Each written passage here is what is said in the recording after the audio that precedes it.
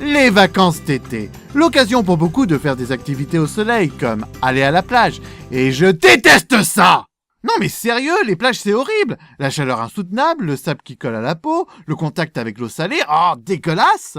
Passez pas vos vacances à la mer! Allez plutôt à la montagne! C'est tellement mieux la neige! Quoi? Oh non, me forcez pas à parler d'un film en rapport avec la mer, pas en cette période, oh! Eh bah si... Atlantide la légende. Bien sûr, il faut revenir au début, et vous vous doutez que tout commence avec un film Disney, Atlantide l'Empire perdu. Un film sur la recherche de la cité engloutie du même nom, et qui fera un flop au box-office, sans mauvais jeu de mots. Disons que ce film est sorti dans une mauvaise période où les enfants qui avaient grandi avec Disney évitaient de plus en plus les films du studio, parce qu'ils pensaient que c'était pour les gamins.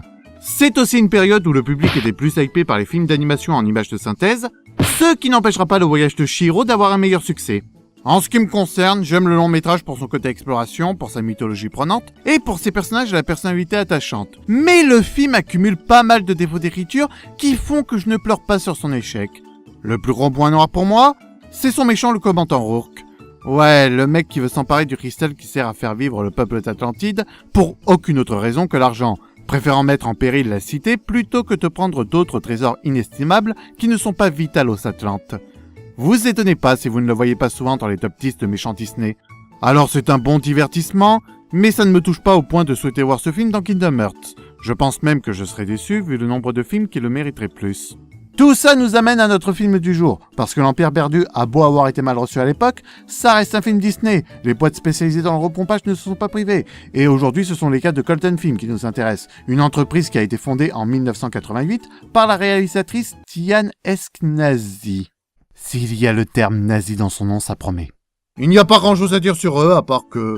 Voilà, c'est un studio qui réutilise des sujets abordés par d'autres films d'animation pour profiter de leur succès. Mais il faut savoir qu'ils ont représenté une véritable concurrence à Disney sur le marché des VHS. Ah si, je vous jure. Et du coup, pour répondre à cela, Disney a porté plainte contre eux pour plagiat. Mauvais joueur. Et devinez quoi? Ils ont perdu le procès. Disney, pas Colton Film, car les avocats de la défense se sont appuyés sur le fait que de toute façon les films de leurs clients se basent sur le même matériau issu du domaine public que Disney. Pour la suite, officiellement, Colton Film est toujours actif, sauf que maintenant la boîte se contente de vendre les films qui ont déjà été réalisés en DVD. Le chiffre d'affaires ne doit pas être très grand. Allez, commençons ce Atlantide la légende qui a quand même une note de 8,3 sur 10 sur IMDb, contre le 6,8 de l'Empire perdu sur le même site. Hey! Même s'il n'y a que 18 personnes qui ont noté le film contre les 78 701 de la version Disney, ça reste un exploit pour un film comme ça. Je crois que ce plan suffit. Les mecs ne savent même pas qu'une flamme ne peut pas exister sous l'eau. Fin de la critique!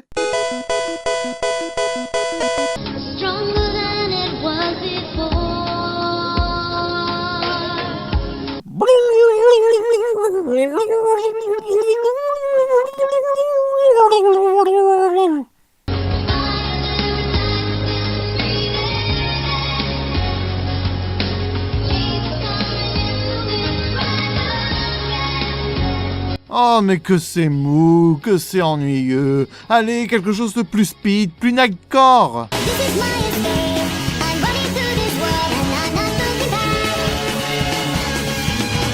Et c'est après ce générique random que nous rencontrons ce personnage que j'appellerai... Mes yeux changent de couleur tout le temps. Allez, bleu, gris, noir, vert, rouge. Des fois, les coloristes ne sont même pas d'accord sur le même plan et ils se retrouvent avec les yeux verrons. Bon, en fait, son nom c'est Bélial. Bah, c'est forcément un gentil avec un nom pareil. Attention, je vais vous faire un tour de magie. Ma boule de cristal va éclater dans mes mains comme un ballon d'eau. Pas toujours facile de jouer le maître de l'univers, hein, Bélial? Attends une seconde. Oh, j'avais oublié que j'avais attrapé ce Pokémon. Bélial a capturé cette créature qui a été créée par les anciens, et une règle élémentaire de la fiction dit que dès que ça parle d'anciens, le méchant de l'histoire pense automatiquement qu'il savait comment devenir maître du monde. Et du coup, il torture ce chien pour avoir des réponses à ses questions, et pour ça, il utilise du sable, monstre! Je vais te parler de la légende des 4 cristaux vivants. Vas-y. Non, pas tout de suite, il faut nous mettre dans l'ambiance. Voilà, comme ça, c'est mieux. Le cristal du vent au-dessus d'un vieux ciguë, le cristal de l'eau quand la rivière se jette dans l'océan, le cristal de la terre au plus profond des cavernes de rivage lointain, le cristal du feu quand le volcan se met à rougir. Oh, je me suis fait très peur. Waouh! Se faire peur à soi-même en faisant re? Mais c'est une nouvelle perspective qui s'offre à nous. Ouais, jumpscare dictateur lion, t'es totalement dépassé. Et qu'est-ce que ces cristaux vivants vont pouvoir m'offrir exactement? Réveille-toi, cela te donnera un contrôle total sur les 4 éléments de la nature. Alors les 4 éléments de la nature, mais desquels ils parlent? Ah mais c'est bien sûr, en plus ils viennent de les dire. Le vent, l'eau, la terre et le feu. Ouais, ce sont ceux-là. Il se trouve que Bélial a rendez-vous avec le roi de l'Atlantide. Il en profite donc pour demander la permission de creuser à l'endroit où se trouve le cristal de la Terre, sous le prétexte qu'il faut extraire du charbon car la cité est en pénurie. Mais la reine n'est pas d'accord parce que ça bouleverserait le quotidien des habitants aux alentours. Et le roi, il en dit quoi? Ah, eh ben on ne connaîtra pas son avis sur la question dans cette scène. On sait qui porte la culotte dans ce couple. Mère, père, venez dans le jardin. Veuillez m'excuser, je ne savais pas que vous étiez ici, Bélial. Que se passe-t-il, les nains? Mais ça se voit pas! J'ai envie de pisser! Les toilettes sont hors service! Ah, ton père a encore dû les boucher. Bon, je vais te montrer un coin où tu peux te soulager. De toute façon, je peux le laisser seul avec le méchant, puisque s'il décide un truc sans mon consentement, je la lui coupe. En vrai, le problème, c'est qu'un arbre fruitier s'est abîmé. Pourquoi? Eh ben parce que... l'océan est à côté, je suppose qu'on l'a arrosé avec de l'eau de mer. Mais comme la reine a la main verte, elle le soigne grâce à un pouvoir de guérisseur qui marche sur les plantes. Vous savez ce que ça veut dire? Exactement, elle pourra rejoindre les gardiens de la galaxie et faire un duo avec Groot. Et la cerise sur le gâteau, c'est que ça n'aura aucun impact sur le film. C'est à se demander pourquoi vous l'avez montré. Je rêve pas, là. Sa mère s'est transformée en dauphin. Sa mère s'est transformée en dauphin. Sa mère s'est transformée en dauphin. Sa mère s'est transformée en dauphin. Ah non, c'était juste un faux raccord. Par contre, il y a un putain de fantôme. Dale, mon ami, qu'est-ce qui te préoccupe? Le cristal du vent a été volé. Oui? Et qui a pu faire ça? Je n'en sais rien. Mais je crains que les 3 cristaux vivants qui restent soient aussi en danger. Nous devons trouver le moyen de les protéger. Sans transition, elle enlâche sa mère pour aller au marché. Elle croise Bélial qui fait un étrange échange. Et comme il n'a pas du tout l'air louche, notre héroïne le suit jusqu'à son laboratoire. Il se révèle qu'il a récupéré le cristal du vent et veut le tester. Et ça fait... Le cristal du vent, c'est la perfection et il est à moi. Moi, perso, j'ai juste entendu un bruit de vent. Les studios de Dincobictus devaient être en train d'enregistrer les scènes de Gorille et Panthère à côté. T'oublies quelque chose. Tu as reçu de l'aide. Tu te souviens de notre pacte? Il y a encore 3 piédestals qui sont vides. Tu retrouveras ta liberté quand ils seront garnis des cristaux, de la terre, du feu et de l'eau. Si cela ne te convient pas, je peux te laisser tomber dans le feu. Non, non, non, non, non, non, non, non, non, non, non, pas dans les flammes éternelles. Les quoi? Les quoi? Les quoi? Oh, rien du tout. C'est seulement une fissure pleine de gaz. Les flammes. D'accord, d'accord. Ce sont les flammes éternelles. Celui qui possède les 4 cristaux vivants peut obtenir le pouvoir absolu. Très bien, mais ça, je savais déjà. Je t'ai demandé ce qu'étaient les flammes éternelles et tu ne fais que répéter ce que tu m'as dit sur les 4 cristaux. Ce que j'ai compris, c'est qu'on a besoin des flammes éternelles en plus des cristaux pour avoir le pouvoir absolu. C'est une chouette coïncidence d'avoir installé son laboratoire secret ici. Ça aurait pu être un twist intéressant, mais bon, on va pas non plus leur demander beaucoup. Et bien sûr, ça n'empêche pas d'utiliser les cristaux individuellement. Elle en s'enfuit pour avertir sa mère qui préfère la rassurer plutôt que de lui dire la vérité sur Bélial. Comme l'a dit ton père, il est inoffensif. Il a vraiment dit ça? Jusqu'à présent, on n'a pas entendu le son de sa voix. Malgré tout, la nuit même, elle met discrètement son collier autour du cou de sa fille. Oh, je me demande si ça va être utile pour la suite du film. Bonjour, Majesté. Où est donc la reine Marine? J'espère qu'elle n'est pas souffrante. Ne vous inquiétez pas, Bélial. Oh, mais c'est vrai que tu peux parler sans ta femme. Nous ne voulons pas déranger le mode de vie de ceux qui vivent à rivage lointain. Mais... Pas la peine d'insister. Vous voulez dire que c'est elle qui a décidé? Tu t'attendais à quoi? Moi, une scène m'a suffi pour comprendre qui gouverne dans ce royaume. Du coup, Bélial, comme il est pas content, il casse tout dans son labo. Vu qu'il a déjà une chance extraordinaire d'avoir placé son laboratoire dans le seul lieu où il peut utiliser les cristaux au maximum de leur potentiel, imaginez s'il n'a pas déjà d'autres objets nécessaires pour accomplir son but et qu'il est en train de casser. Attention, c'était un bouquin avec des incantations pour contrôler les gens. Attention, c'était une bougie magique qui permet d'invoquer le Léviathan. Attention, c'était ton repas. Pour avoir des forces avant d'utiliser les cristaux. La reine part chercher le cristal de la terre pour le protéger, mais elle se le fait voler par Bélial qui se sert du pouvoir du vent, et ce dernier en profite pour la... Dans ta colère, soulève des vagues aux crêtes cinglantes.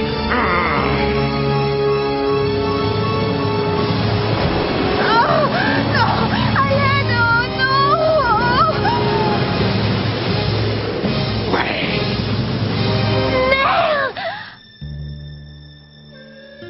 Tuer. Mais... C'est ce que ferait un vrai méchant. Ah non, mais il fait très bien son job. Il réussit même à convaincre son roi de l'aider dans son projet de récupérer les cristaux vivants pour pouvoir contrôler les éléments en prétendant qu'il s'en servirait pour empêcher ce genre de trame de se reproduire. C'est pas mal pour un méchant. Bon point, film. Profite-en bien car je ne crois pas que je chanterai longtemps des louanges.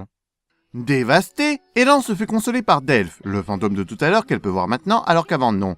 Bon, le moment voulu, je vous donnerai ma théorie sur ce personnage. Elle nous apprend dans cette scène qu'Elan a hérité d'une capacité oubliée par l'homme, celle de parler avec la nature. Plus précisément, les plantes, les animaux et les pierres. Non, je rigole pas, écoutez. Il connaissait les pensées de chaque brin d'herbe, de chaque pierre. Bonjour, heureux de vous connaître. Mon prénom est Pierre. Elan est ensuite invité à découvrir le projet mis en place par Bélial pour protéger le royaume. J'ai réussi à trouver un moyen pour assurer la sécurité de la ville contre les tempêtes et autres catastrophes naturelles.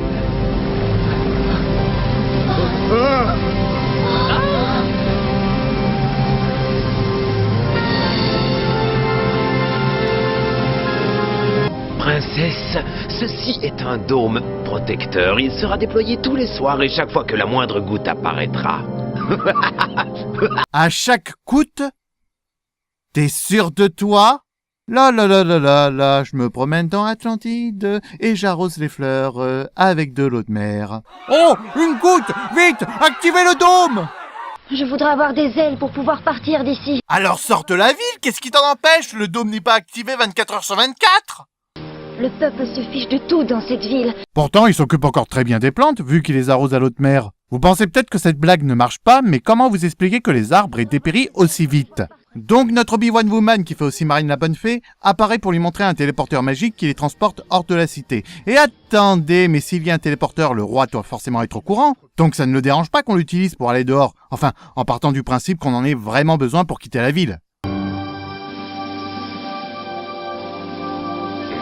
Que vois-je? Un bon petit hors-d'œuvre. Corfou! Non! Je t'ai déjà dit de laisser les oiseaux tranquilles. Putain! Encore un extrémiste qui donne une mauvaise image des véganes en obligeant un animal sauvage à ne pas manger de viande. Oh, qu'est-ce que c'est? Un Suisse rayé, un écureuil? Eh bien, il semblerait que ce soit un oiseau, avec un plumage rose, à moins que ce soit fuchsia ou bordeaux. En tout cas, il a l'air particulièrement Oh, je vois, en fait, tu parlais de ce dauphin. Parce que oui, qu'est-ce qu'il fout là, ce dauphin? Il était dans la mer au début, comment il est arrivé dans cette rivière d'eau douce? Et, je vois ce que vous êtes en train de vous dire. Non, je n'ai pas coupé une scène où on voit arriver le dauphin, il apparaît vraiment sans transition. Attends, il n'y a aucune raison d'avoir peur. Il est seulement habillé d'une serviette de bain? Sérieusement? Elan est attiré par ce beau Tarzan qui s'appelle Terra. Non, pas ce Terra, malheureusement. Et elle décide de passer régulièrement du temps avec lui, tout en prétendant qu'elle est une servante de la princesse Atlantide et non la princesse elle-même. Oui, parce que depuis qu'il a offert son soutien à Bélial, le roi est devenu impopulaire auprès des habitants de rivages lointains. Au fil des rendez-vous, ils se font repérer par Bélial qui cherchait un cristal dans une caverne à côté par le plus grand des hasards. Lorsqu'il voit la scène, Bélial fait une crise de jalousie. C'est pas très clair, mais il a un faible pour Elan. Ajoutez à cela qu'il n'a pas trouvé ce qu'il cherchait dans la caverne et que le roi ne lui a pas donné la permission de faire une expédition pour trouver un autre cristal, et sa colère est telle qu'il exprime en utilisant le cristal de la Terre pour détruire les habitations de rivages lointains. Ah mais le mec, faut pas le chercher. Il passe une journée de merde, il active un volcan pour tuer des gens. Ça l'aide à extérioriser. Il faut qu'on fasse quelque chose. Delphes! Le village principal est détruit et plusieurs personnes sont blessées. Nous avons besoin de toi. Terra? Il a disparu. Après avoir soigné les survivants, Elan se prépare mentalement à partir à la recherche de Terra. Elle va remuer ciel et terre jusqu'à ce qu'elle retrouve l'homme qu'elle aime. Elle est déterminée et rien ne l'arrête. Ah ben non, en fait, il était juste là. C'est une véritable aubaine que le cristal du feu se trouvait en fait dans le volcan que j'ai réveillé pour détruire Rivage Lointain. Je t'ai dit que c'était dans le volcan, mais la prochaine fois que tu m'envoies dans le cratère, peux-tu attendre la fin de l'éruption? Tu veux dire que Bélial t'a envoyé chercher le cristal du feu et que toi tu n'en as pas profité pour t'enfuir? Suite à une suggestion de Ripos qui proposait d'interroger les villageois de Rivage Lointain sur la cachette du cristal de l'eau, Bélial kidnappe Elan pour faire venir Terra. Hé, libère-la, espèce de gros balourd! Oh, c'est vrai, j'ai oublié de parler de ce personnage. Allez, motivons-nous un peu. Depuis la scène où Elan apprend qu'elle peut parler aux animaux, elle a cet oiseau qui le suit dans ses aventures. Je n'en ai pas parlé plus tôt parce qu'il ne sert à rien à l'intrigue, mais à un tel point qu'il ne fera plus rien après cette scène. C'est le seul moment où il essaie de faire quelque chose pour faire avancer le film.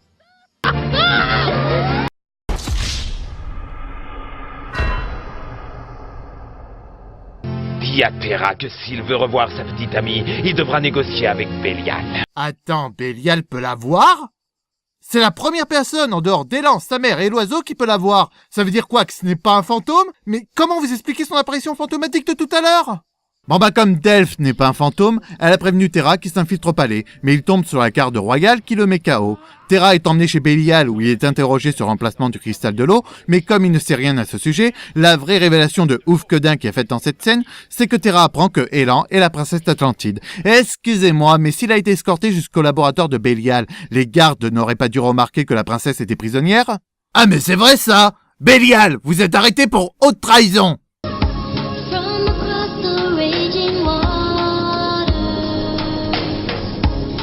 On peut dire que votre relation est d'une grande honnêteté. Est-ce vrai? T'avais 4 putains de secondes de libre pour sauter sur Bélial et le neutraliser. Bravo, champion, bravo! Et tu vas le payer cher vu que Bélial sort une pierre magique pour absorber ton âme. Tu ne m'as pas dit où était le cristal de l'eau, alors ce sera toi qui sera mon cristal. Ça sonnait mieux dans ma tête.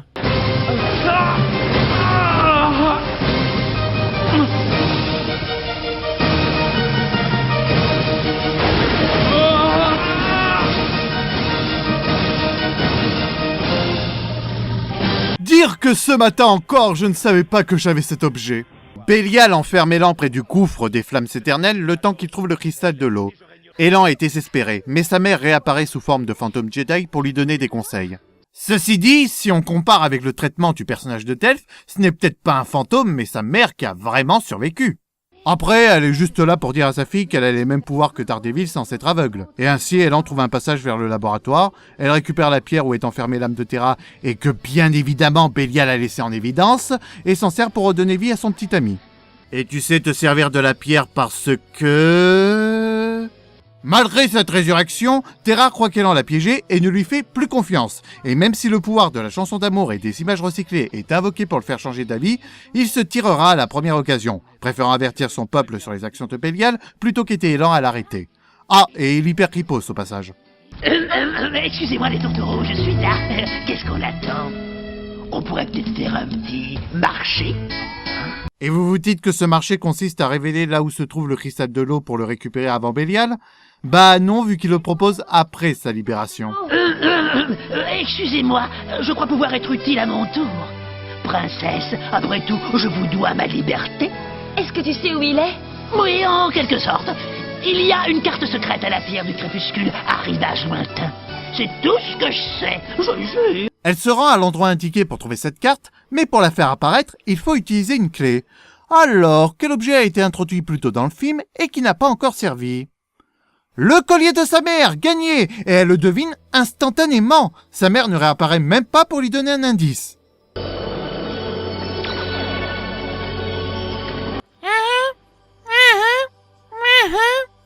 Je piche que dalle! Delphes, s'il te plaît, aide-moi. Ah bah si c'est Delphes qui t'intéresse, moi je peux te laisser te débrouiller toute seule. C'est la 3e apparition de ce dauphin dans ce film, sans compter les chansons, et ça a toujours autant l'air... aléatoire.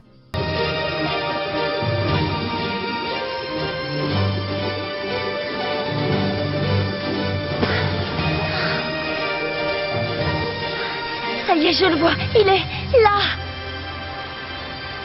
Tu veux un petit coup de main? Monteur?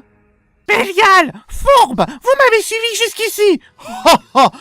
Non, en fait, je passais par hasard et je vous vois avec le cristal de l'eau, alors j'en profite. C'est la deuxième fois que tu te fais enlever par le méchant, Elan. Encore une troisième, et c'est Mary Jane Watson en personne qui vient t'offrir l'abonnement à Demoiselle en détresse. Demoiselle en détresse, petite annonce pour sauver les princesses. En voyant la scène, le dauphin fonce au port pour prévenir quelqu'un et ainsi Terra est alertée de la situation. Par Delphes. Et voilà la grande théorie du film. Delphes et le dauphin ne sont qu'une seule et même personne. Ça semble logique, mais c'est contredit au début par ce moment où l'on voit les deux personnages sur le même plan.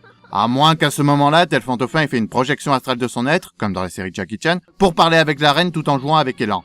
Ce qui expliquerait cette apparence. Mais le film ne fait pas grand-chose pour te confirmer cette hypothèse. J'ai l'impression que les scénaristes ont fait exprès pour que l'on fasse la théorie, comme on en fait plein sur les films Disney. L'idée n'est pas mauvaise, mais elle est mal appliquée.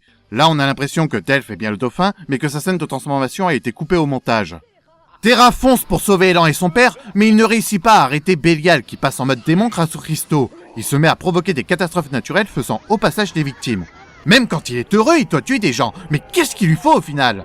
Elan arrive cependant à le vaincre de manière intelligente, je dois le reconnaître. Bon, ils ont copié sur Aladdin, mais ça serait chipoté. En clair, Elan se moque des capacités de Bélial car il n'est pas capable d'être au même niveau que la nature, ce qui pousse Bélial à provoquer des catastrophes d'une telle puissance qu'il n'arrive plus à les contrôler, et il se retrouve enseveli sous la terre pendant que tout le monde s'enfuit dans les bateaux. Dans le bateau, pardon. Et ça finit sur Krippos, heureux d'apprendre qu'il est le seul sidekick du film à avoir survécu. Car si vous regardez bien sur le bateau, il n'y a ni le loup de Terra, ni l'oiseau d'élan. C'est comme s'ils avaient été oubliés par les scénaristes. Ce film est presque passable. L'animation et le dessin sont particulièrement mal foutus. On voit souvent des problèmes d'espace, de perspective et de raccord, ce qui rend le tout très déroutant. Mais ce n'est pas spécialement moche non plus. L'histoire n'est pas dénuée d'intérêt, mais le vrai problème c'est qu'il n'y a pas assez d'informations et de scènes pour que le tout soit fluide et surtout compréhensible. On dirait une version découpée du vrai film, et c'est vraiment le genre de détail qui peut rendre tout un film inappréciable. Le manque d'informations à la compréhension de l'histoire.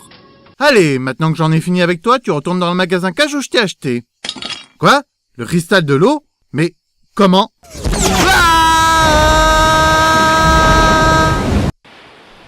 Suis-je? Oh non.